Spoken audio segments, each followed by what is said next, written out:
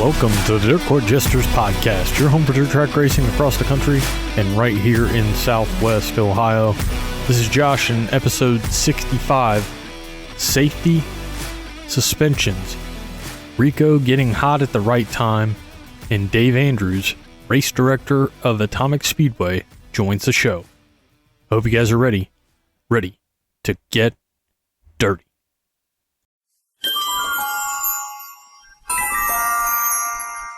This week in dirt racing history, we're going back to September 7th, 1996, in the San Jose Fairgrounds. The World of Outlaw sprint cars were on hand, and Mark Kinzer would get the victory. Dave Blaney in second, and Stevie Smith would round out the podium. Let me talk to you! This week's talking points. I want to first start by talking about safety once again. Bobby Elliott gets upside down, lands on all fours, and we're talking about a back injury once again. It's become a common occurrence in the last couple of years, it seems, yet nothing seems to be occurring to solve this problem. I've pitched the idea before, I'll pitch it again, even though it looks like someone's kind of doing it already. A shock spring system with the seat that has sensors that know when the car leaves the ground and gets upside down. I'm not an engineer, just a recurring thought that I've had about this problem. And hopefully somebody smarter than me fixes it. Brad Gemmell was kind enough to point out to me the chasm system, which seems to be similar to what I'm thinking, $1,500. You know, we implemented the fire safety. Is this something that we start to implement now? Again, before we start getting all bent out of shape about cost, why are we not working together on this? Is this something Series can kind of help out drivers with? There's too much of this happening, and it's not going to stop until we try to do something to fix it. Moving on, Sheldon Hodgshield was fined $500 and placed on probation for the remainder of the 2025 World of Outlaw season following inappropriate physical contact with an official at River City Speedway on August 22nd. Reports indicate Hodgshield grabbed and twisted the official's helmet, which resulted in breaking the official's glasses and cutting his face. That's per the World of Outlaws website. I've always polled for Sheldon, but I don't know. $500 in probation doesn't seem like much of a punishment to me. I also wonder, would that punishment be the same for somebody who is not an outlaw? Because I bet it wouldn't. And Sheldon's response, changes need to be made. Maybe I missed the apology, but it's a bad look in my opinion.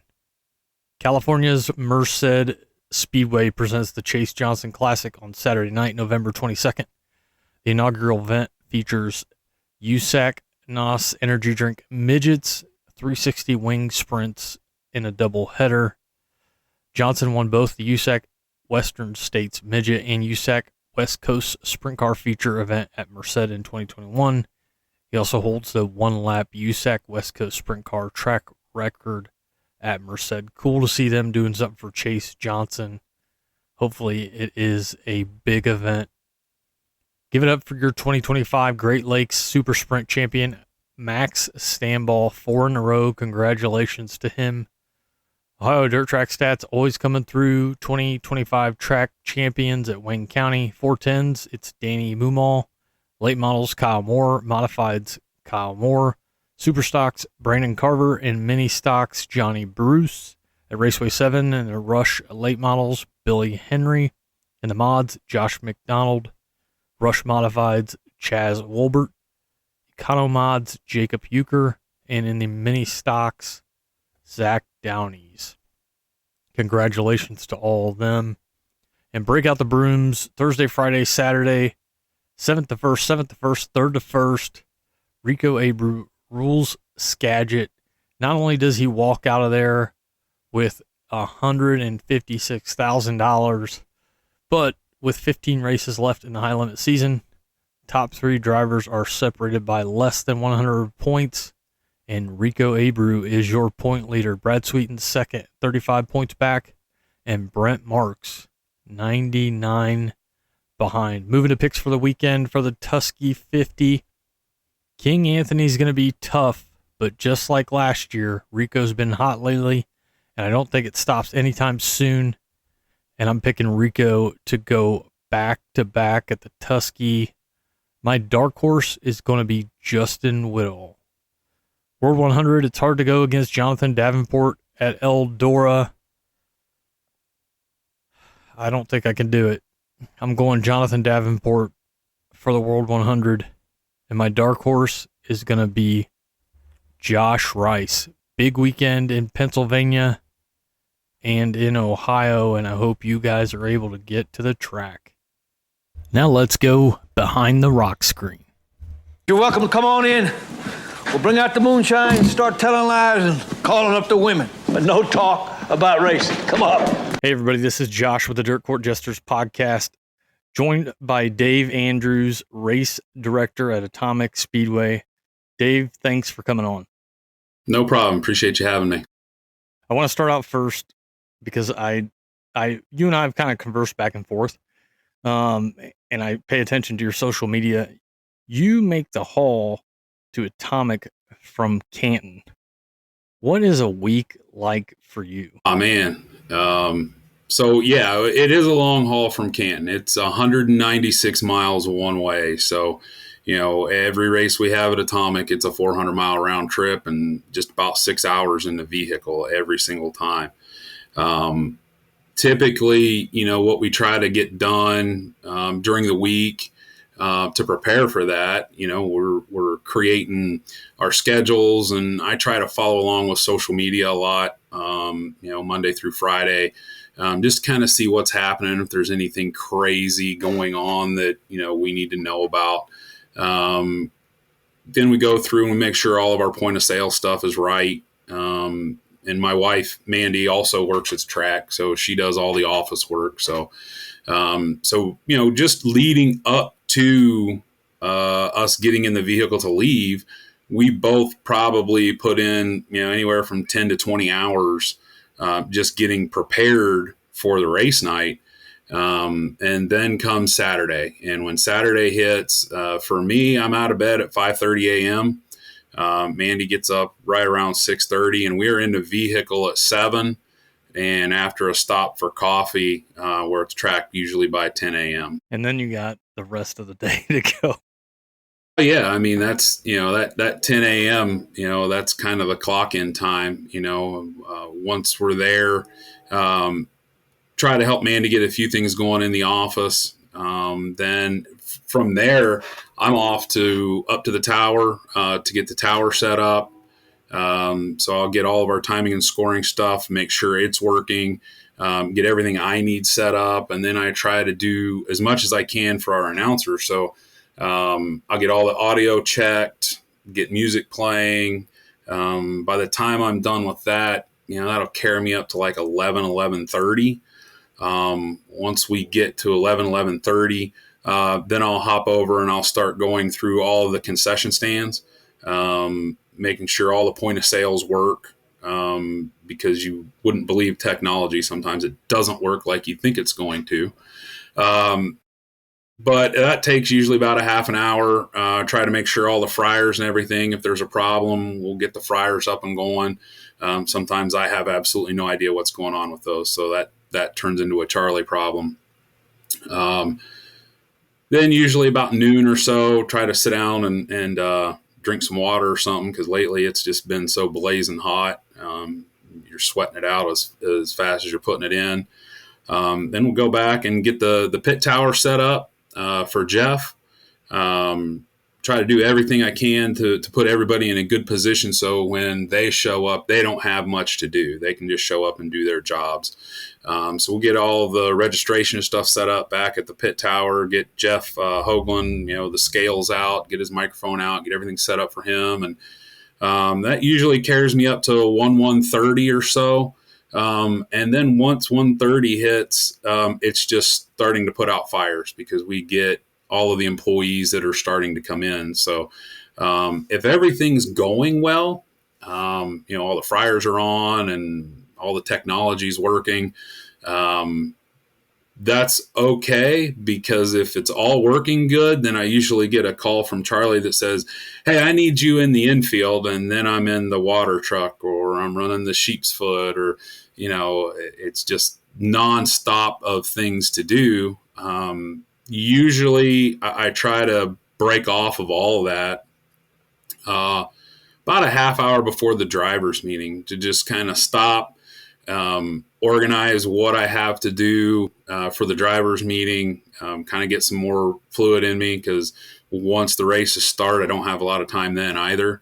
Try to take about a half hour to just get my head back together where I need to be, and then we'll go do the drivers meeting. And then typically right after the drivers meeting, all of our registration stuff's done. So we'll start working our way back up to the tower. Even working our way back up to the tower at times is difficult, because now we're starting sprint cars. So we're going to start sprint cars, and I try to hang around back there to make sure enough people know what's coming, nobody gets hurt, because we have some not weird way the cars come off the track, but if you're not paying attention, you can get surprised real quick. And then usually, if we have cars on track at 6, I'm usually ready to go. At that point, my day started. I'm kind of waiting on Charlie to finish up track prep, whatever he's doing with that. And then from that point on, it's just nonstop with the racing aspect of it. And I don't know. I mean, Mandy and I went to Lincoln one time. Scott Gobreck and April, they were gracious enough to have us over. And we just talked about, we kind of want to see how other places do it. And it was funny, because we walked in about 2:00 into the tower, and everybody that works in their tower was just sitting there, shooting a breeze, enjoying things. And I'm like, "Oh, you guys aren't going to water the track?" "No, we got people to do that." "Oh, you guys aren't going to go plunger a toilet?" No, there's people to do that." I'm like, "Oh man, I am living wrong." But anyways, we'll go, and we try to keep the show moving, which, with our on-off situation at Atomic, everybody's kind of coming on and going off the track the same way. That's a little bit of a challenge, and it can delay our nights a little bit. I figure we lose about a half hour, 40 minutes of just cars coming off and on the track the way they do it. And then once the checkered flag falls, you would think, oh, okay, your night's kind of done. It's not. It's just another, comma in the night.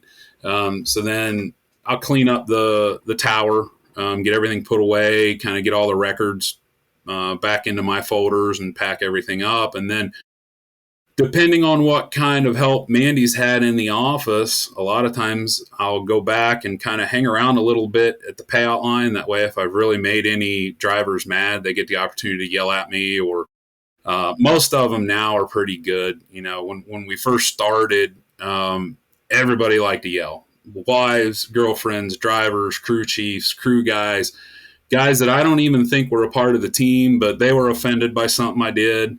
But I think we got a pretty good rapport now with almost everybody. I think a lot of people thought I wasn't approachable, but if you just come and talk to me, no big deal. Once I kind of know I don't have any problems, then I'll go in with Mandy and we'll count the money for the night that we took in. So, the last race we had 2 weeks ago, I think, ish. I think we left the track at 1:30 in the morning. Been up since 5:30. Then I can't remember. We stopped either in Circleville or South Bloomfield.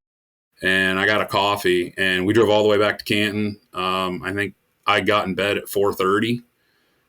We had our camper at the track, but yeah, it was just to the point where that was kind of uncomfortable. I mean, I'm 46 years old, so that was just uncomfortable. But yeah, that's kind of a day in the life of the race director at Atomic Speedway. You do everything from your point of sales to unclogging toilets to having the drivers yell at you. Sometimes it's deserved when they yell at you. And I try to admit that when I can. When it's just, somebody needs to vent, I try to let them vent too. That's just all part of the job. Man of many hats. So I think one of the questions that I've thought about during you pointing out kind of all the stuff that you guys have to go through is, do you feel like that you've reached a point now where you've got things pretty well figured out and pretty well timed out? I know, obviously, you've got to wear many hats. You might have to go do this where the week prior you didn't have to do it. But do you think you have the day pretty well figured out and kind of where things need to be before, like you said, people start showing up. Yeah, I mean, I think Charlie does a good job, and Fred. Fred works at the track all week. You know, those guys are there every day, and they do a great job of getting things squared away for the most part. By the time I show up, you know, I'm putting out major fires. You know, if we have an internet problem so we have great internet at the track. We've got like a 10 gig fiber line. And so far, twice has come in and pinched the fiber line a little bit, which has just dropped our internet completely. Twice we've dealt with that. Those are the kind of things I wind up dealing with during the day. So there really is no timing for that. It's just, hey, this is a problem and we got to get it fixed. But Charlie and Fred, you know, during the week, they're the ones who really make everything successful at the track. Yeah, I don't catch all of his videos, but I do catch quite a few videos. Today actually, uh, I haven't even seen the ones for today, so there was discussion you're today. up on me. Well, so you needed to rain there. I know that. Yes, badly. Also, one thing that I actually really like is that you are going to open up grass hillside seats there between 3 and 4 for chairs. I'm a big fan of that. Like, I typically will go to a track and I can sit in the bleachers. I prefer if I get there early enough to go up top because I like to stand. My knees don't like to sit in bleachers for too terribly long. So I'll go up there and stand. But if I can bring a chair in, that's awesome too. So I do like the fact that you guys are opening up the grass hillside seating there in 3 and 4. Yeah, that's something we've talked about for a while. I think one of the things, and I kind of touched on it, I think one of the things folks don't understand about us at Atomic is I think we're a lot different in how it's run. Charlie has a full-time job and a couple of businesses. I work full-time myself, and I live 3 hours away.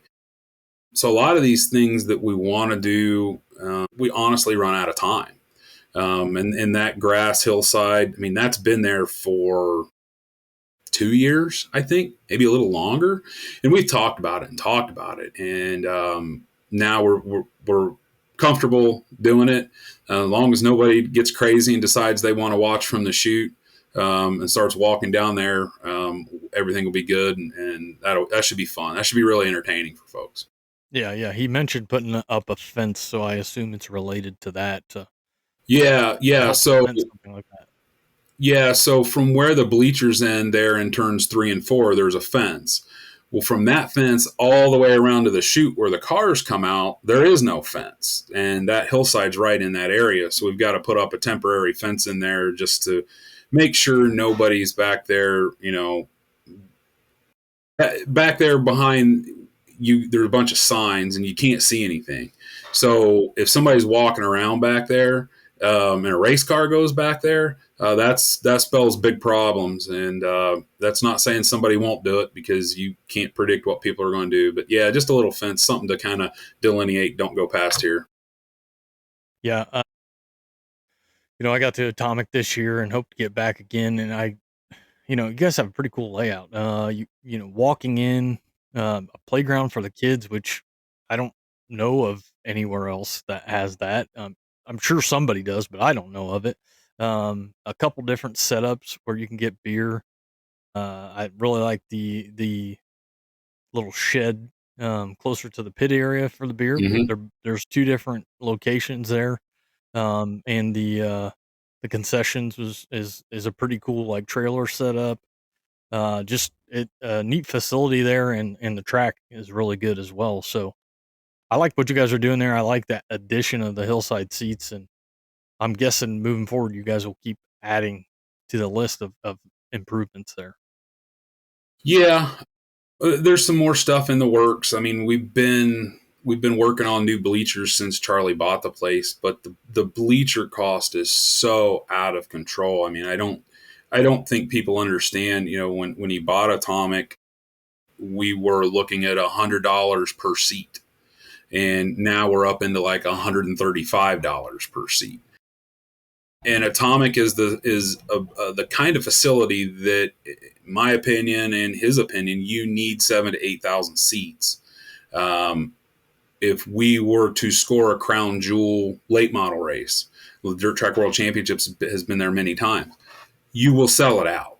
And that's really what those folks are after is, I think the days of a 2,000 seat facility hosting a crown jewel are kind of over with. I think, the money that's in it now, you need that 7,000 to 8,000. And then with the hillside, we could probably pack another 500. And, by the time we sell as many tickets as we can, we're pretty comfortable saying we can get 10,000 people in there. And I think that's pretty much what the facility deserves. But now we're turning around and we're looking at close to $1 million to put up new bleachers. That's a lot for anybody. Yeah. I mean, I can't imagine, I guess the first thing that came to mind for me when you said that was the wood, just the cost in the wood alone. I mean, you're talking about, the whole bleacher set, which isn't just the wood. Yeah. And we're not going small with the wood. We're going full aluminum bleachers with backs on them. We could redo what we have and, maybe have a couple $100,000 in it. Again, I think that facility needs, more of the Knoxville style seating, where you have a back to sit on. That just makes the whole experience of being at the track a little more comfortable. And let's be honest, it's hard to get people into any track now for 3 to 4 hours, especially sitting on a wood plank. Mm-hmm. Yeah, well, if you guys are transitioning and putting in those kind of bleachers, you're right. I mean, that's the way to go, but it's not the cheap way to go. It's the way to go for the fans. Yeah. So you kind of touched on it, and we'll get more in depth here. Racing sounds like a family affair to you. So you said your wife helps there at the track, and understand you got some other folks that help you there as well. Could you talk about that a little bit? Yeah. So, I don't remember what race it was. It might have been last year at our World of Outlaw events. So my dad works for Danny Smith, and my brother works on a modified there that races every week at Atomic. He works for Brian Whiteman. And so one night at Atomic, my dad was working on Danny's car. My brother was there working on Brian's car. My wife, Mandy, and I were working. My daughter, Gracie, was there working with her boyfriend. And then my mom was at the front counter at the office. So there was like 7 or 8 of us. Andrews is floating around there at Atomic. So yeah, it is family. And Gracie doesn't get to come as much anymore. She works for the College of Worcester. So she doesn't get to come I think right now she's in Orlando doing some college stuff. So she doesn't get to come as much as we'd like, but yeah, it is a lot of fun. At our Outlaw show this year, they were there, and it was a lot of fun to share those experiences of no matter what anybody says of how stressful an Outlaw show is, it is a lot of fun. And to share that with your family, that makes the getting yelled at, the upset fans, somebody's hot dog was a little colder than they liked. That helps make that more fun at the end of the night. I wonder, you're talking about this, and I guess this question that comes to mind is kind of twofold. So one is, when you're at the track, for me, going to the track, I try to do this stuff, right? But when I go to the track, I might take video or I might take pictures and I might share it. But I'm not personally trying to track people down to talk to them. That's just not what I want to go to the track, and I want to enjoy the racing. I don't want to feel like I'm going there to work. So when you're there working, is there ever a time that you get to sit back and kind of take it in? And I can't imagine sitting up at the tower and you've got fans in the stands, you've got cars on the track. Is there ever a point, or is it just so chaotic when everything gets going that you can't really take it in? So there have been a few times, and there are few and far between, that I've actually taken the time to stop and say, and look around and say, we pulled this off. probably the most memorable one that I have was the 2024 Saturday night Outlaw Show on Memorial Weekend. That weekend, those 2-day shows are absolutely a nightmare because my typical Saturday just starts on Friday. And then on Friday night, Charlie and I do track prep until 4 or 5 o'clock in the morning. And then we're right back up at it at 8 o'clock. So that Saturday night, we have a crow's nest up on top of the tower there, and Dirt Vision doesn't use it. So it was wide open. So I did walk up there, and I got up there as they were just starting the 4 wide. And, I've been going to the races since I was 10 years old. So, I'm standing up there and I just watched, and fireworks went off, and well, I don't remember if we had fireworks that night or not, but I just remember as they were rolling down the backstretch, and when they come out of turn 4, I saw the crowd and I saw how happy and elated people were and cheering and everything that went on. And then, you're hearing Johnny Gibson, and I'm just thinking to myself, I can't believe that some hillbilly from MacArthur, Ohio had a small hand in making all this happen. So when the big series comes in, you do get that opportunity. Like when Lucas is there, Rick and Ashley are doing their thing. They don't need me in the tower in the way. So I do try to sneak out and enjoy it. But they're few and far between. Yeah, I can imagine, but I'm glad that you at least had the sense, I guess, to say, I need to take a second here and take this in, because I don't know if everybody has that kind of mindset. Well, I can't say I do all the time. Like I say, it's few and far between, and I'm glad that like you say, I'm glad I've thought about doing it a couple times for sure. Yeah, definitely. So how did you get into racing? Well, you talked about family a little bit ago. I'm sitting here in my office at home, and right up here on this shelf, I think I've got 9 or 10 pictures of my grandpa when he was in World War II, and when he got out of World War II in 1947, they kicked him out of the Army. He was in Denver, and he became a Ford master mechanic. And so at that time, you could take a car that was doing the Pikes Peak hill climb, and you could take it to Indianapolis. So right over here, he's standing next to 3 cars that he built the engines on and was working on that did the Pikes Peak hill climb. And then at the same year, I believe it was 48 or 49, they were at Indianapolis. So he kind of started it way back in the 40s. And then they moved to Columbus, Ohio, and then they kind of got out of the racing end of it. Then my dad, his best friend in high school was Charlie Brown, who had the yellow 99 sprint car. It was his nephew. So my dad, they had a garage, Ford dealership, so he started helping them out, and that was when George Harbour was driving the car, and he did some motor work for him and went to the races every Saturday night.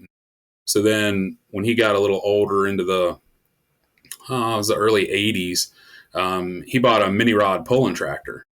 So he did that all the way up until like 89, 90, and that man was wildly successful with a mini rod pulling tractor. We had trophies all over the Ford garage that we had.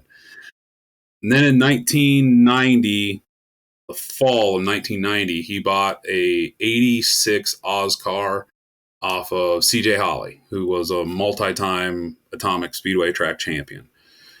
And at that time when he bought it, I think I was 10 or 11 years old. And I was like, holy cow, what is this thing?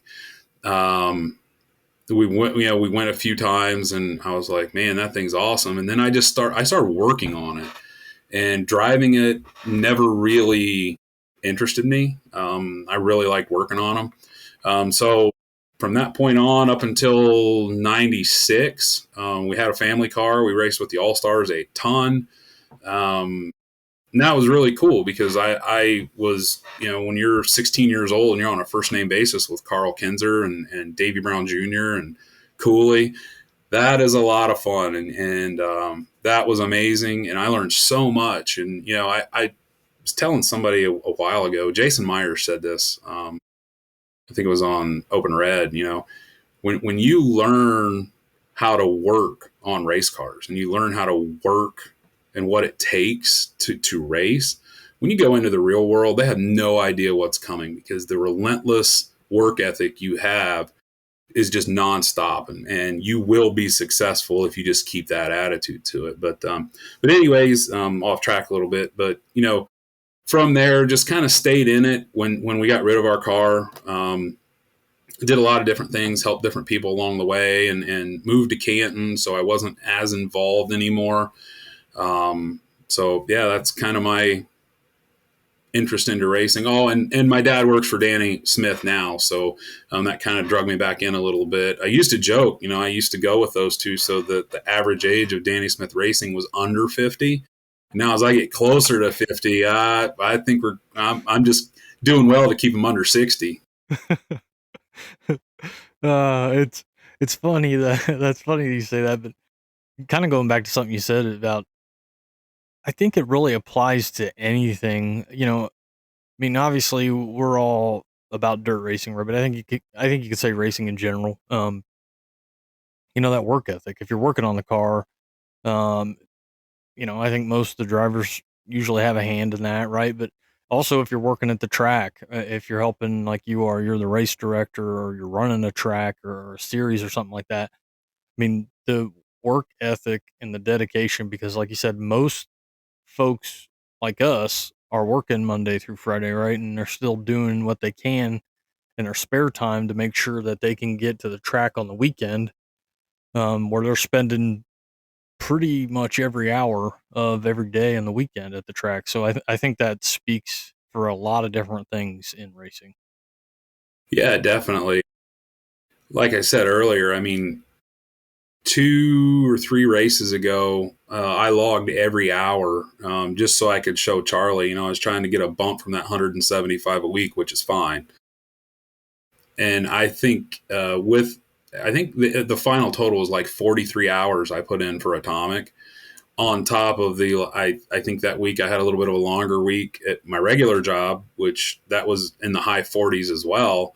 So like the only time I had off was when I finally woke up from getting home at 5 a.m., which, I'm not a big, I don't sleep a ton anyways, but I woke up at like 11 o'clock. So from 11 to like 9, that was the only time off I had during the entire week. Yeah, I can only imagine. So on that note, what do you find is the most difficult thing when it comes to running a show at the track?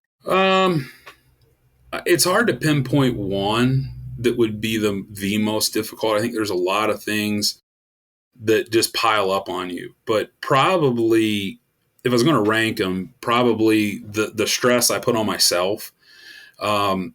One of the things that drives me nuts is, when we have a 410 show, I know almost everybody in the pits.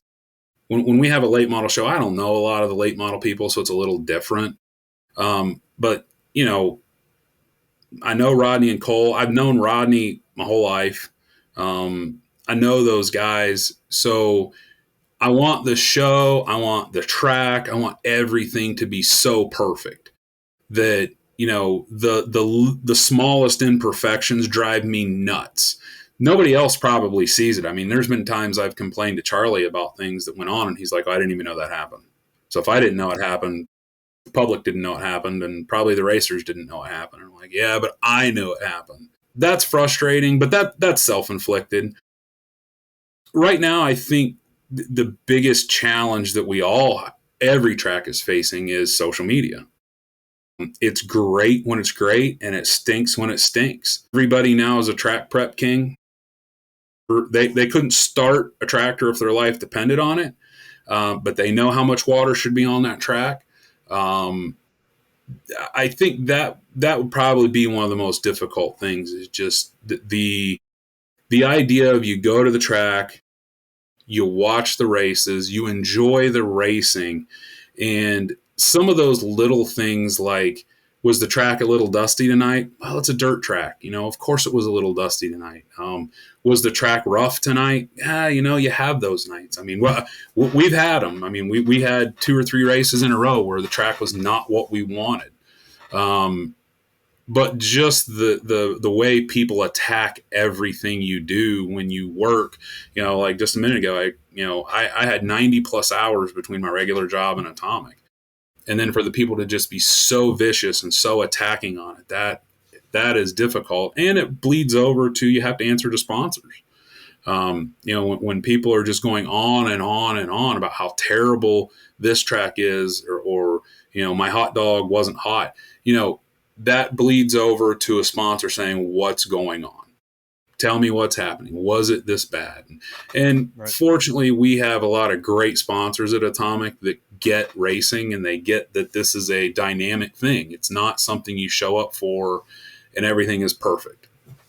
But yeah, I think just the empathy, so to speak, for racetracks is kind of out the window. Yeah, people, I don't think it's everybody, but I think there are people out there that they want to attack a lot of things, and that's what they want to do, is they want to, I guess they kind of want to throw gas on the fire and see if it keeps going, right? Which I don't understand how that makes anything better for any of us. Certainly we all have opinions, right? And there may be something that occurs where people may speak their mind, but there's one thing I think with having an opinion about something, and another thing where you're just, like you said, like attacking something, and I don't agree with that part. Yeah, and Charlie and I both. Charlie's probably the main driver of this. It's something I've learned, and I'm glad I did. Neither one of us care what somebody says if it's the truth. For our Lucas Oil show, yeah, that track was not what we wanted. So anybody that wanted to say the track was rough and terrible, you're 100% right. And we agreed with it. But then to just keep piling on and on and on, it's like, yeah, we know. Everybody knows. You're not telling anybody anything new. The track wasn't great. And it's unfortunate. But we did what we thought was best at the time. We learned something. If you'd have looked at the track the last two races we had, man, she was silky smooth, fast, and hardly any complaints to be had. But yeah, and you're right. It's not everybody, but it's the way the world works. Is we no longer the good things are outweighed by the bad. And that's unfortunate, but I think that's the way most of us are wired anymore. As you read that bad thing, it hurts, it sticks with you, and the only thing you can do is work to be better the next week, because you got another race coming. There's another green flag coming eventually, so you got to be ready for it. Yeah, and the idea that track, whatever track or series or whatever, would be like, you know what, we're gonna get people to pay money to come in and watch our track or watch our series, and we're gonna try to put on the worst show possible, is just absolutely ridiculous. I don't Yeah, know why people would ever think that. Yeah, I mean, that's not even a good business plan. It's not even a good thought. I mean, No, that's but I mean, that's what with them, like people attacking just constantly, like you pointed out.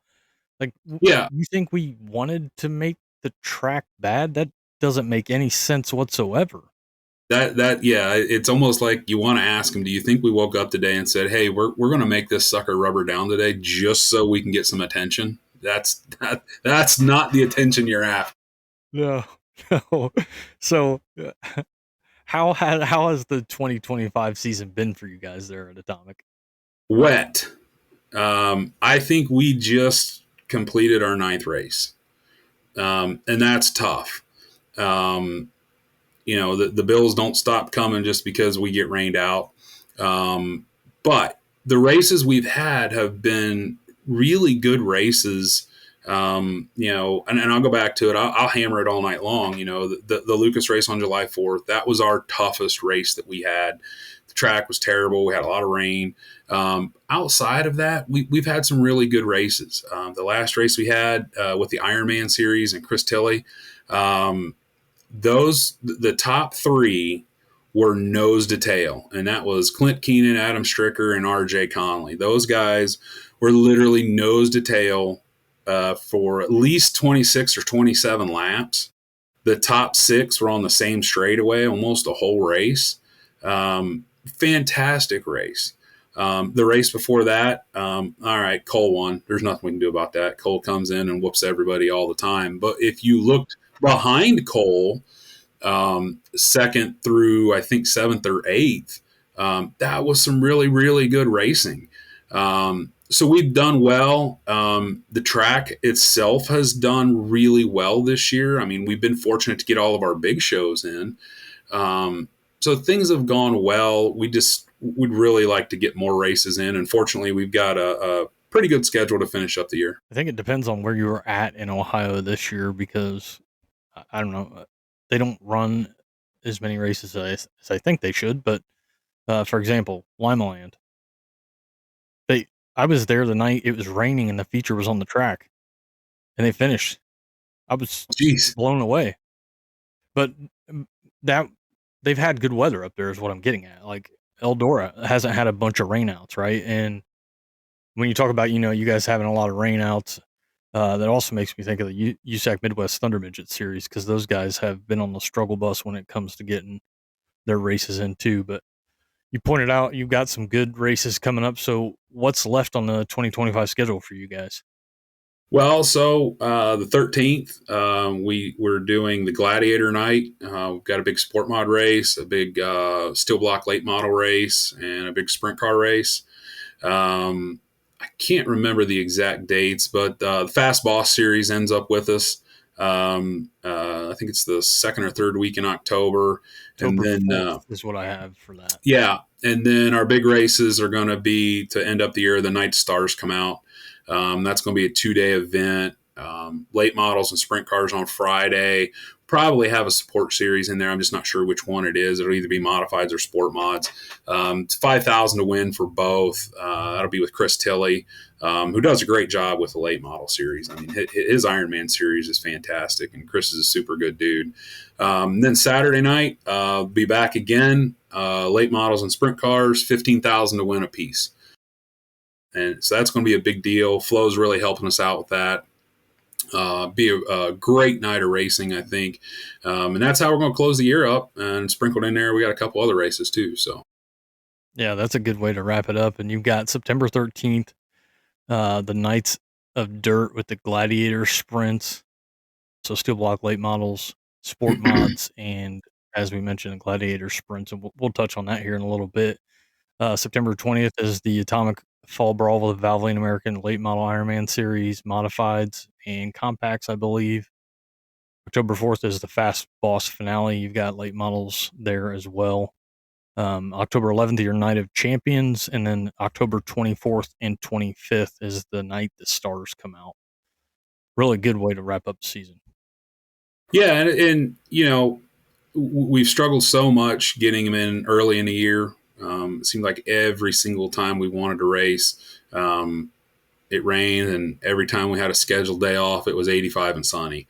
So hoping that, so far Mother Nature's blessed us with some racing here from the middle of July till now. We just need to get some rain here so we can get our pond filled back up. So I remember it was like 91 or 92. We had a bad drought in Ohio. And at that time, it was KC, and man, they kept racing every week. And I'll never forget Todd Kane. The track could get, it would just be as slick as it could possibly be in heat races. Todd, I love it. I love this. And, I'm 12, 13 years old, and I'm like, well, you guys can't even run wide open around here. This sucks. And now, working on the track, I'm like, yeah, let's get this thing slowed down to a 14-second lap. That's great racing right there. Yeah, it's funny. So you mentioned Todd Kane, and he's going to be inducted into the Hall of Fame there. I know some names came out today, some names still to be released because you guys are trying to reach out to them, but had a chance to talk to Todd, and man, he was a great conversation for sure. Yeah, Todd and Marty and everybody over there, those are some great folks. Like I say, when we were racing there in the early 90s, Todd was a staple there, and he probably don't remember me being a little kid running around too awful much, but those are the guys when I was growing up I sure did look up to because they were always winning, they were always up front, and now when I talk to Todd, I sweat from him talking because he is the most intense human being I have ever met. I do like the guy. I love him. Always have. I think he's a great dude, and I'm glad he's going to the Hall of Fame. It's well deserved. Yeah. So you touched about the Gladiator Sprint Tour event. So what do you know more about the workings? I know they're reaching out to some other tracks and trying to get some other shows set up before the season runs out. So what else do you know about that series that you could share?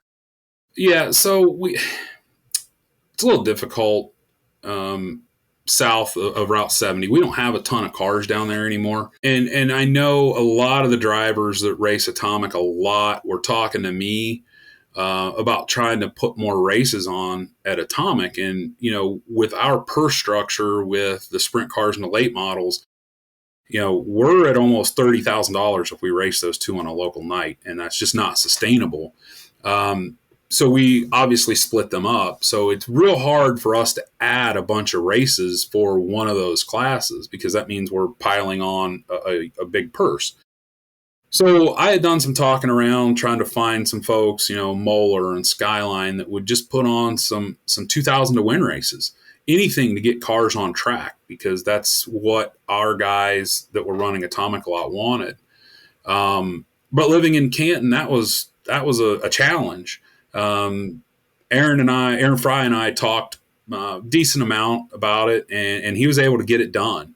And the whole idea with Gladiator is to just get cars on track, Muskingum down, over into Moeller and over into Skyline, and get, 6 to 7 tracks that we can go race at on a Friday or Saturday night.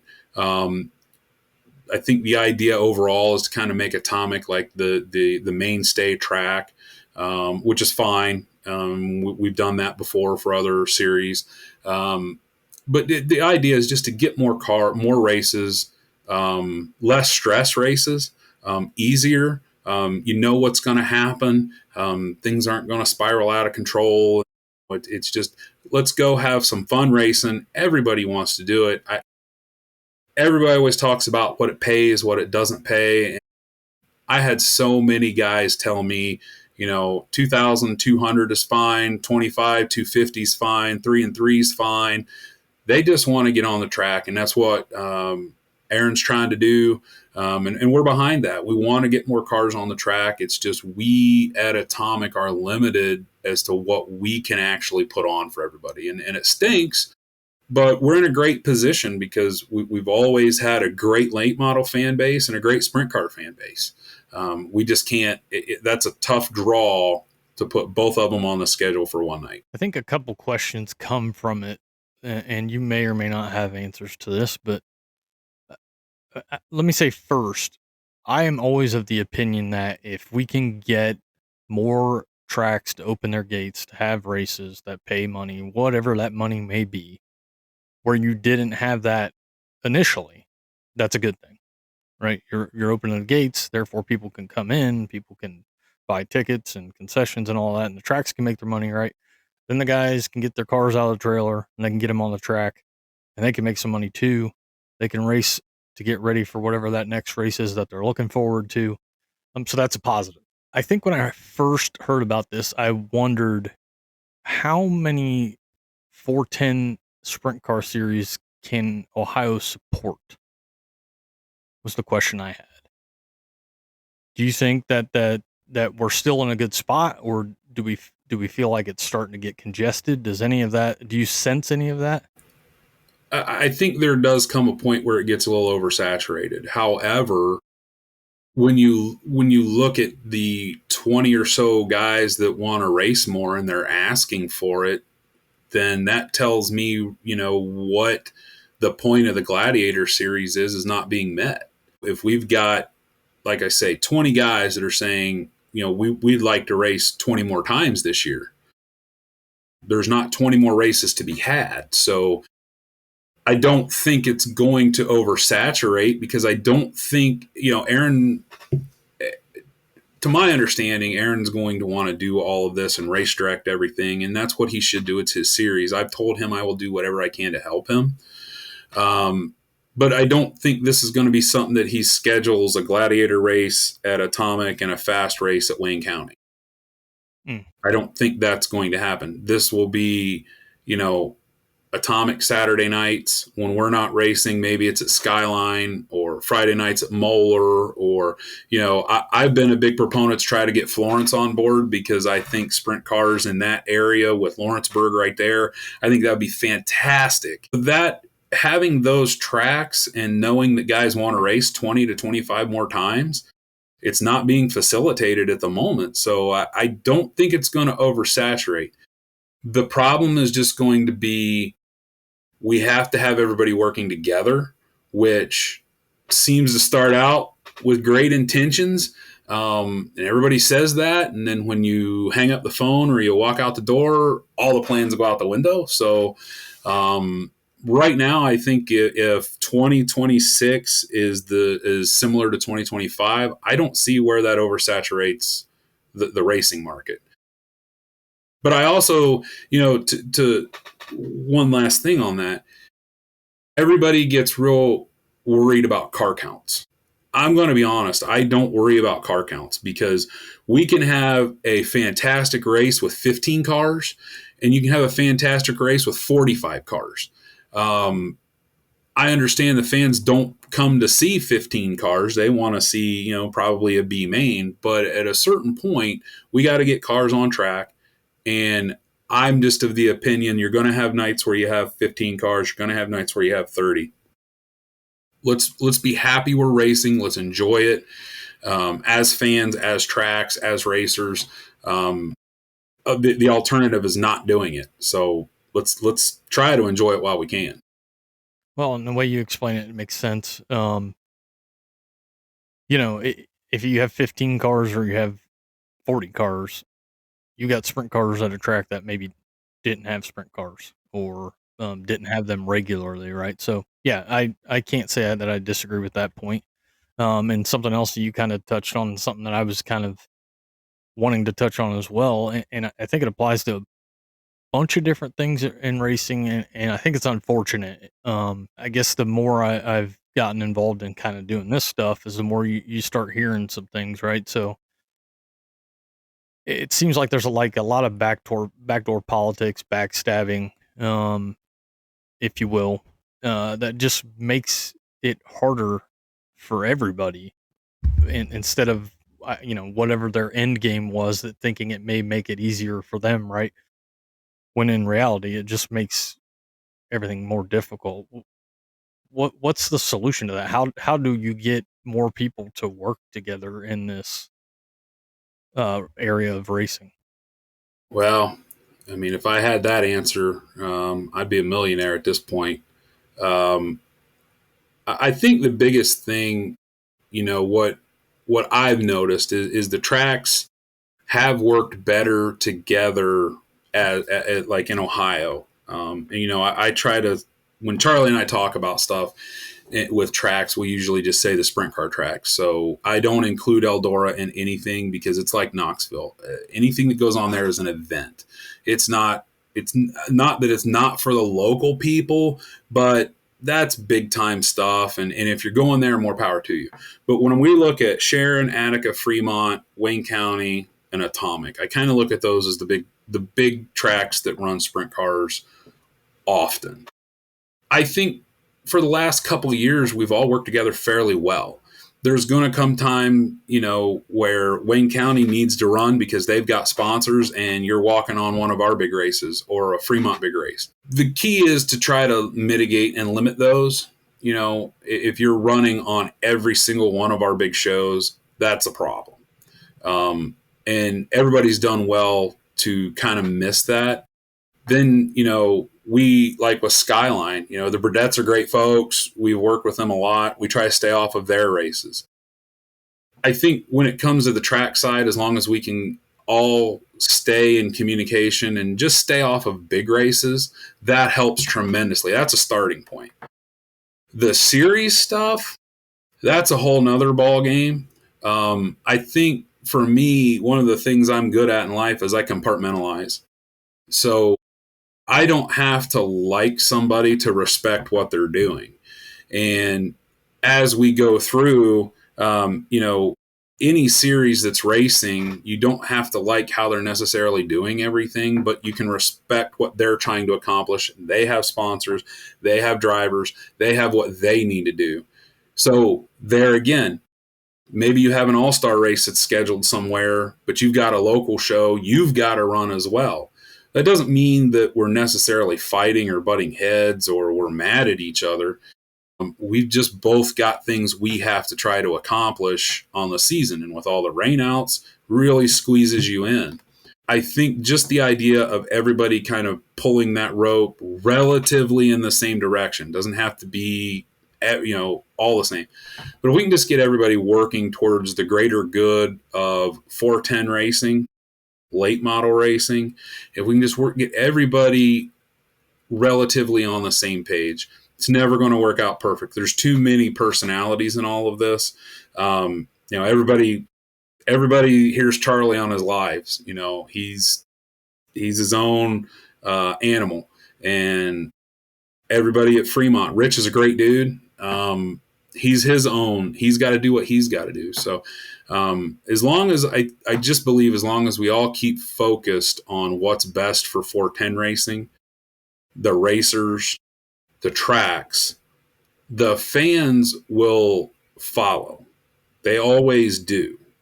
And that's not arrogant. I'm just, the fans will come to the races. We just need to focus on everybody trying to help everybody along the way, not walk on the big shows and pull in the same direction. That's what I think needs to happen. But I may be completely wrong with that too. That's kind of how I feel being on a guy that's worked on race cars and now is on the track side. Yeah, no, and I mean that makes sense to me. I understand. Weather's going to really throw. That's kind of really a big wrench that gets thrown into all of this, right? Because maybe at the beginning of the season things are worked out, but like you said, we've got to do our best to open the gates so many times, right? Because we have bills. We being tracks have bills to pay. So I understand that, and I think will it ever be perfect? No, I don't think that's realistic. But like you pointed out, if we can get everybody at least trying to work together, I don't know. It just seems like the last couple of years, maybe that hasn't been the case. So I would certainly be a proponent of that because I want to see everybody succeed in this. Yeah, and like I say, there's going to be some headbutting along the way. The things that have happened in the last year or so, I'm not overly happy about it, but my opinion doesn't really matter all that much anyways. But like I say, if we can get over some of the humps and just keep pulling that rope in the same direction. I mean, the tracks in Pennsylvania, I mean, some of those guys, I feel like they absolutely hate each other. I could be wrong, but man, they sure put off a vibe like they don't like each other at times. But it seems like they come together at times to do what the racers need, and the fans show up. And I think we need to follow down that path a little bit. It makes me think of a quote. One of my best friends, Eric, his dad, who used to be a radio DJ, Spark Simon, said, "It's not show friends, it's show business." Yeah, there you go. Yeah, very true. All right. So moving on, what do you feel is different about trying to get fans to the track now compared to 10, 15 years ago? Well, I think it's a lot of things, but the one thing I focus on pretty heavily is I look at it when I was a kid. When I was a kid, there was a lot of racing going on. We didn't have social media back then. We just did a thing at the Ross County Fair, touch a race car. And, Charlie had his 410 there and a bunch of our guys, I think Jamie Adams and Keith Baxter and a lot of guys had their race cars there. I think one of the things we have made as a dirt racing as a whole is we've stubbed our toe big time on not getting a younger generation involved. When you come to Atomic Speedway, I see a lot of the faces I saw 30 years ago. I feel like at this point, we have to do a better job of bringing that 20 to 35-year-old and giving them a reason to be at Atomic Speedway or Fremont or Attica. That's my opinion. I think we have to do a better job of getting that younger crowd in there. And then, the easiest thing to go back to, and maybe the low hanging fruit of it, is COVID. COVID showed everybody there were other things to do in life. And God bless Dirt Vision and Flow. They kept racing afloat. But it showed people that I can enjoy racing for $150 or $300, and I can sit at home on Saturday night and have a $20 pizza with 6 of my buddies. And that is not the major issue, but it is a small issue because it only takes, if we have 20 races and one guy stays home all 20 races and we charge $20 to get in every night, that's easy math. We're losing out on money. So to me, getting the younger crowd in and giving our fans a better at-track experience, whether that's internet. I know one of the things we talked about, honestly, there's so many things going on, we probably fell off the map, was, my daughter's 24. I asked her a lot of things, like when she was in college and in sorority, I said, what is it going to take to get you guys to come to Atomic Speedway? And her big thing was, well, there's nothing to do. Well, there's racing, sweetheart. No, there's nothing for us to do when the cars go off the track. We don't want, as her age, we don't want to be there all night. We want to have other things going on. So is that internet? Is that, like when you go to Cleveland, there's that big Cleveland sign. Everybody wants a picture with that. And it's in the most obscure place. It's little things like that I think will help drive some of that younger crowd into our tracks and buying tickets. It's an interesting situation to be in because, like you said, you have to find that niche. You talked about the touch truck, which makes me think of the car show every year up at the old Pickwa Mall. I can remember I grew up in Lima, and I can remember when I was a kid at the American Mall in Lima, they would have a race car show before the season started. I think that's an awesome thing. And, just getting the kids to interact with the cars and the drivers, but that's a whole separate thing. Like you're talking about, like actually when you're at the track, you have to have other things to fill that void because everything is so now. Like constant information is what the younger generation has grown up with, and that's what they're accustomed to. So you've got to be able to provide that at the track, and trying to figure that out, I'm sure is an interesting proposition on your end. Yeah, it's tough because we're old. What we want is just see cars racing. And like I say, it's just ideas, but every idea costs money. So yeah, we're going to have to spend it to make it. But I think the big thing is we've got to reach out to the younger generation. Like, last year, I loaded Charlie's 410 up and I brought it up to our automotive class here in Canton South. And the look on those kids' faces, because I let them take the hood off, they took nozzles off, injection. I mean, I let them tear the car apart and put it back together. The look on their face was, for me, was fantastic. I think I got a few of them to the track even. And I didn't even promote Atomic other than Atomic was there. I told them all to go to Wayne County because it's 25 minutes from the high school. So I hope a lot of them went. Yeah. This is a whole nother conversation, but watch a lot of non-wing sprint car racing. I'm a sprint car guy, okay, but I watch a lot of non-wing sprint car racing. I try to watch a late model racing. I think both of them put on very good racing on the regular. But when you see a wing sprint car, I don't know, man. There's just something. There's just something about a wing sprint car. The look just it's awesome, and I don't know anybody that couldn't see one that wouldn't be like, man, what is that? If you're not familiar, you know what I mean? It's just. That's cool. That was cool of you to do, and I'm sure it worked out. You said you got some down to Atomic, and I bet you got some to Wayne County. So that's a great idea on your part. Would you have any advice for those looking to get into the sport, whether obviously not a driver? I mean, could you? Sure. And we talked about this before we started recording, how Anthony Gaskins decided he wanted to drive a 410 sprint car and he just went ahead and did it.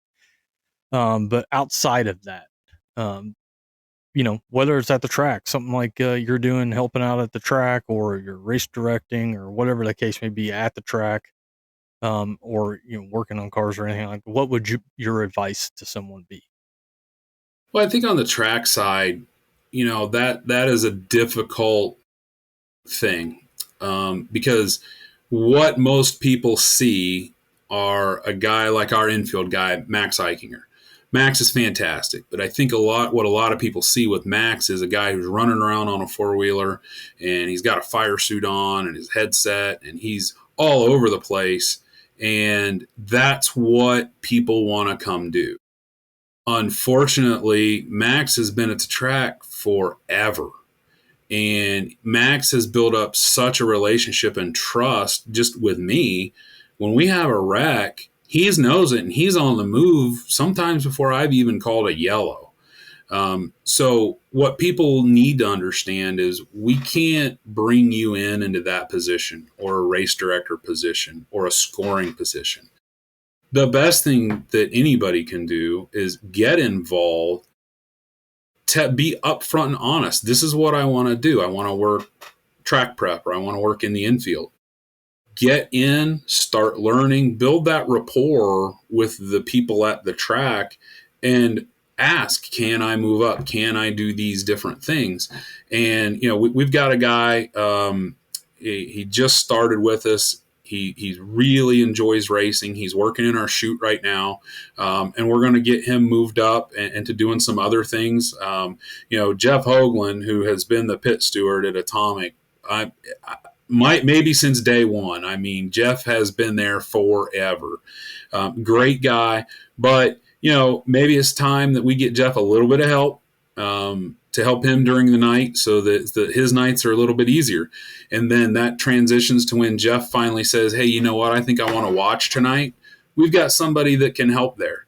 And so just the idea of understanding that we just insurance purposes, it's not even feasible to bring somebody in new that doesn't know a ton about racing, and put them in the positions that they see, like the flag stand. That's not safe and not smart. And then kind of the same thing if you want to get to working on cars, go to the track. Don't be afraid to walk up to, I'll just use my dad as an example. If you see my dad at the track and he's sitting in the mule or whatever he's doing, he's probably got Diet Pepsi or Coke in his hand. Walk up and say hi and be personable and ask him if you can help. You're not going to change nozzles. You may get stuck throwing tires on top of the mule. But if you're there to help and you show up and you do what they ask, you're going to learn, and you never know what's going to happen. I mean, I was an 11-year-old kid working on my dad's car, and I've spent, a week at Stealth bending tube and welding, and I spent a week at Gertie's learning how to build engines. So you can get there and do those kind of things. Just be patient with it. And if you want to go on the road with the Outlaws or the All-Stars, don't be afraid to say anything, because those guys are desperate for people right now. So you absolutely never know what's going to happen, but just be patient with it and don't expect to start at the top. Yeah. And it goes back to kind of something we talked about earlier, which is, hard work and dedication, right? Like, you got to start somewhere. Maybe you're wrapping hamburgers at first, but you've got to start somewhere. But if you show the hard work and dedication, like you said, point out what you're looking to get to, it can happen. But you just got to put in the effort. Wrapping this up, any plans for 2026 at Atomic that you're able to talk about? Well, I think right now, I know Charlie's usually beginning of August, he starts working on schedules. As far as I'm aware, all the major series, we don't have any issues with them. So I'm expecting they'll all be back next year. dates we may not have the same dates. I really don't know. That's something that we always talk about. There's always, does this work for you? Does it not? Is there something we can try to do different? But to my knowledge, we'll be back fairly similar, at least one outlaw show. I don't know. They've kicked around a little bit about maybe getting the outlaw late models back this year since our race rained out, but I don't know if that's going to happen either. But I know we should have them back, and we should have Lucas back. And I know Rich Farmer I talked to him at Fremont, the vintage race night, and he's wanting to get things wrapped up so he can get Speed Week announced. What the lineup will be for that. So, I think 26 will look very similar to what 25 looked like. Okay. And the night the stars come out now, is that like officially like the end of the season 2-night staple? Have we got to that point? Well, so I don't think that is necessarily what it is. I think that's going to, if we can get that back, and, last year it was a High Limit Lucas show. If High Limit and Lucas are willing to do that again, and they tell us they want it on February 3rd, then we'll peel the ice off the track and run it February 3rd. I think it's a great season ender. I really do. But, we'll kind of play that by ear and see how it unfolds. But some kind of combination like that, the night stars come out, could be expected moving forward. It just may have different looks. Yeah, this year it just didn't work out to get a series, the Outlaws or Lucas or High Limit involved. It just, we couldn't meet their schedules and they couldn't meet ours. But, with Chris Tilley being involved, and, those guys are fantastic. And then our local guys that, I think, being that race, nobody else is really racing that weekend. Attica's already done.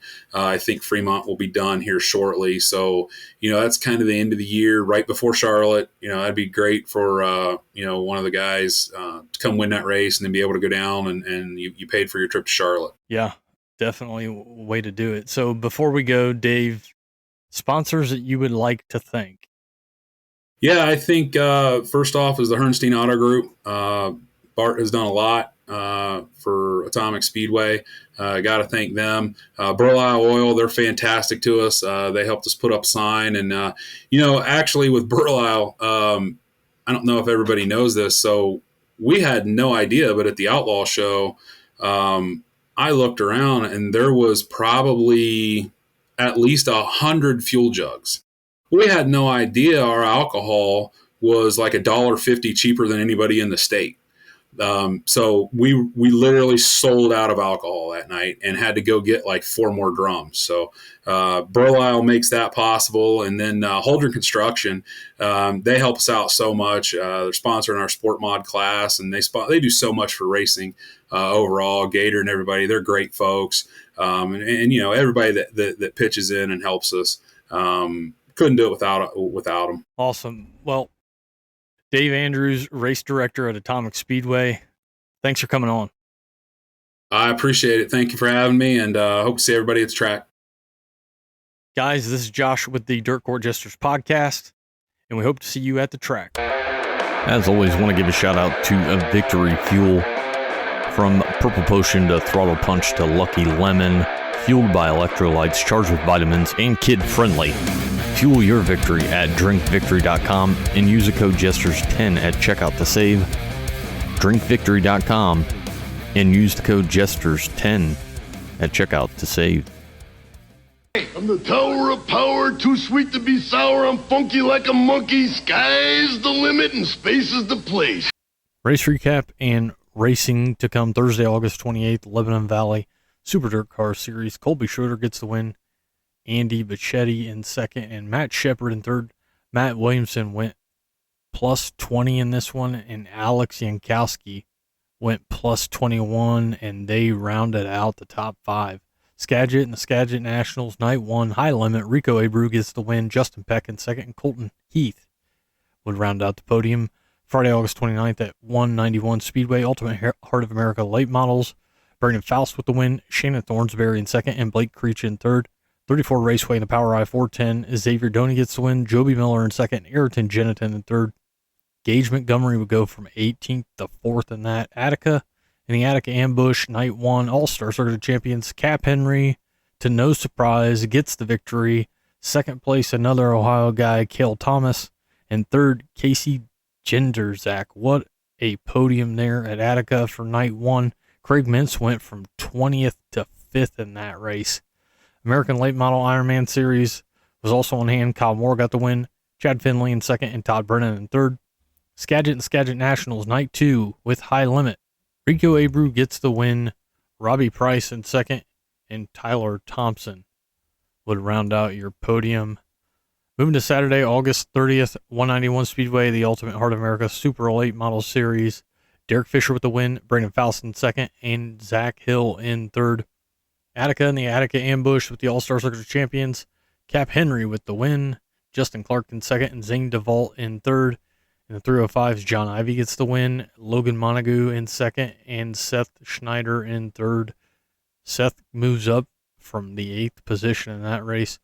Beaver Dam Raceway IRA, Max Gulliford gets the win from 8th. Jake Blackhurst from 21st to 2nd. And Danny Schlaffer would round out the podium. Butler Speedway, the American Late Model Ironman Series, Chad Finley gets the win. Rusty Schlenk in second, and Travis Stemler in third. Calistoga Speedway, NARC King of the West, James McFadden with the win. Shane Gulbick in second, and DJ Neto in third. USAC CRA, JJ Yaley was quick time, won his heat, then became a first-time USAC CRA Sprint Car feature winner. JJ Yaley with the win. Austin Williams in second. Logan Seavey from 19th to 3rd. DuQuoin State Fairgrounds, USAC Silver Crown, CJ Leary with the win. He also jumps in the pond. Chase Stockin in second, and Mario Klauser in third. Electric City Speedway in the 29th Montana Roundup, all ASCS. Seth Bergman gets the win. Jason Martin in second, and Sam Haferteef Jr. in third. Fairbury in the Illinois Dirt Shootout with Mars Late Models. Ashton Winger gets the win. Jason Fager in second, and Brian Shirley in third. Lake Ozark Speedway, Power I 410. Joby Miller with the win. Ayrton Jennington in second, and Cameron Key in third. Lernerville in the Hillbilly 100. Lucas Oil Late Models. Ricky Thornton Jr. gets the win. Jonathan Davenport in second, and Max Blair from 13th to 3rd. Lincoln Park Speedway with 410 non-wings. Cale Coons was ripping it that night. He gets the victory. Ty Mahako in second, and Shane Cottle in third. In the mods, Tyler Lowmiller gets the win. Matt Mitchell in second, and Cody Wright in third. In Super Stocks, Lee Hobbs gets the win. Devin Walton in second, and Reese Novak in third. In the Bombers, Josh Foxworthy gets the win. Scott Tidwell in second, and Jason Trader in third. Mount Pillier and the Big Chiefs in the Modifieds, Dylan Woodland gets the win. Clayton Bryant in second, and Tony Anderson in third. Hornets, Cordell Moore gets the win. Josh Gamlin in second, and Corey Gum in third. Super Stocks, James Headley gets the win. Seth St. Myers in second, and Tony Anderson rounds out the podium. In the Street Stocks, Evan Turner with the win. James Headley in second, and Philip Dodd would round out the podium. Skagit and the Skagit Nationals, $126,000 to win with High Limit. Rico Abreu gets the victory. Justin Peck in second, and Dason Pursley would round out your podium. Tyler County Speedway and the Country Roads 30 Late Models, $3,000 to win. Luke Morey gets the victory. Ryan Montgomery in second, and Brandon Weigel in third. Blue Ridge Mountain 40 for the Modifieds, and $5,000 to win. David Stremme gets the victory. Cody Brightwell in second, and Casey Burdett in third. Extreme Speedway and the USCS, Lance Moss with the win. Dale Howard in second, and Derek Hagar in third. Moving to Sunday, August 31st, Angel Park Speedway, the USAC Midgets for the Firemen's Nationals. Gavin Miller gets the win. Cannon McIntosh in second, and Cale Drake in third. Benton Speedway in the 410s, Sammy Swindell gets the victory. Keith Answorth in second, and Lane Warner in third. Calistoga in the Louis Vermeil Classic, NARC King of the West. James McFadden gets the win. Dominic Gordon in second, and DJ Neto in third. In the USAC CRA, Logan Seavey gets the win. Ryan Burnell in second, and JJ Yaley in third. Crystal Motor Speedway with GLSS, Phil Gressman gets the win. Jared Hortzman in second, and Darren Dryden in third. Eldora and the Baltus Classic, American Late Model Ironman Series. In feature number 1, Ricky Thornton Jr. gets it done. He gets the victory. Mike Marlar in second, and Tyler Erb in third. Feature number 2, Kyle Bronson gets the win. Tanner English in second. Hayden Cowan from 16th to 3rd. In the modifieds, the Jedi, Jerry Bowersock gets the victory. In the stock cars, Jordan Conover gets the win. Husitz in the World of Outlaw Sprint Cars, Buddy Kofoid with the victory. David Gravel in second, Carson Macedo in third. Lake Ozark Power I 410, Austin McCarroll gets the win. Scotty Thiel in second, and Hank Davis in third. Talladega Short Track for USCS, Dale Howard with the win. Derek Hagar in second, and Mark Rule Jr. in third. The Hill Raceway IRA, Jake Blackhurst with the win. Jordan Goldsberry in second, and Jake Newman in third. Tri-State, Hobstadt, Dirt Tracks, Ribrax, Midwest Thunder, 410, Jaden Rogers with the win. Harley Burns in second, and JJ Hughes in third. MMSA also on hand. Nolan Kiefer gets the win. Parker Ballmeyer in second, and Jake Roel in third. Tyler County Country Roads 100, Hudson O'Neill gets the win. Tyler Carpenter in second, and Ryan Montgomery in third. Wayne County Pete Jacobs Memorial with the All-Star Circuit of Champions. Casey Genderzak from 10th to his first All-Star Circuit of Champions victory. He takes home $10,000 and the Pete Jacobs Memorial win at Wayne County. Brandon Spithaller in second, Zane DeVault from 12th to 3rd, and then TJ Michael was plus 17 in that one. Congratulations again to Casey Genderzak on his first All-Star Circuit Champions victory. Moving to Monday, September 1st, Port Royal Speedway Labor Day Classic. Also the Lynn Paxton Tribute Race with 410 sprints. Brock Zierfoss gets the win. Parker Price Miller in second. Chase Dietz in third. Thursday, September 4th, Eldora Speedway and the first night of the World 100. Port Royal has High Limit. Friday, September 5th, Attica Raceway Park and the Mark Keegan Classic. Unless something wild happens, the 410 and 305 championships are locked up. AFCS 410 and AFCS 305s are on hand, as well as late models. Cedar Lake Speedway and the Jerry Reichert Memorial Night 1. Between Sport Series and the IRA sprints, they should have over 100 sprint cars on both nights there at Cedar Lake. Creek County Speedway, ASCS, Doe Run Raceway, Power Eye Midgets, as well as Extreme Outlaw Midgets. Eldora Speedway in the second night of the World 100. Freedom Speedway with the All-Star Circuit of Champions. Lakeside Speedway with ASCS. Paducah International Raceway and the Scrapper Spectacular, $1,000 to win. Port Royal Speedway and the night before the 50 with High Limit. Tri-City Speedway with Power Eye 410 and USAC Sprints. Vado Speedway Park with the World of Outlaws. Saturday, September 6th, 81 Speedway with ASCS. Benton Speedway with Power Eye 410. Butler Speedway and the Terry Wilbur Memorial. Cedar Lake Speedway with the Jerry Reichert Memorial, $10,000 to win for IRA. Eldora Speedway and the World 100. Can the smooth operator go back-to-back? It's hard to go against Jonathan Davenport. It's going to be a good one there at the Big E. Fremont Speedway, AFCS, Championship Night, 410s, 305s there. Goods Raceway's got United CC Modified Series. Highland Speedway with Power Eye Midgets, as well as Extreme Outlaw Midgets. Lucas Oil Speedway is going to have the Diamond Dirt Duel with the USAC Sprints. Michaels Mercer Raceway with the All-Star Circuit Champions. Paragon Speedway with Boss. Placerville Speedway and Narc King of the West Sprints. Port Royal Speedway and the Tuscarora 50 with High Limit. Can Rico repeat? I think he can. Richmond Raceway in Kentucky and the Ultimate Pro Late Model Series. Shelby County Speedway with Malvern Bank 360 Sprints. Silver Bullet Speedway with Great Lake Traditional Sprints. Vado Speedway Park with the World of Outlaw Sprint Cars for their second and final night. Weedsport Speedway with Super Dirt Car Series. Wilmot Raceway with IRA. Sunday, September 7th, Eagle Raceway and the Stewart Alley Memorial ASCS, as well as Malvern Bank 360s. And Thursday, September 11th, Volunteer Speedway in the second annual Scott Bloomquist Memorial and Flow Racing Night in America. I drank a beer. I drank another beer. 3 beers. 4 beers. Oh, no. Racing plans this week. Thought it was going to be Paragon and another new track for me this year. But I'm heading back to Lincoln Park Speedway. The Red Hayden Memorial 410 non-wing, as well as UMP mods, super stocks, and bombers. Cool to get back there. Cool track. Really nice facility. And the cheeseburgers are on point there. 2 patties smashed. Well worth the $6 there at Lincoln Park. I'm glad to get back to the track, and I hope you guys are able to get to the track as well. Goodbye. Mwah! And good night, bad.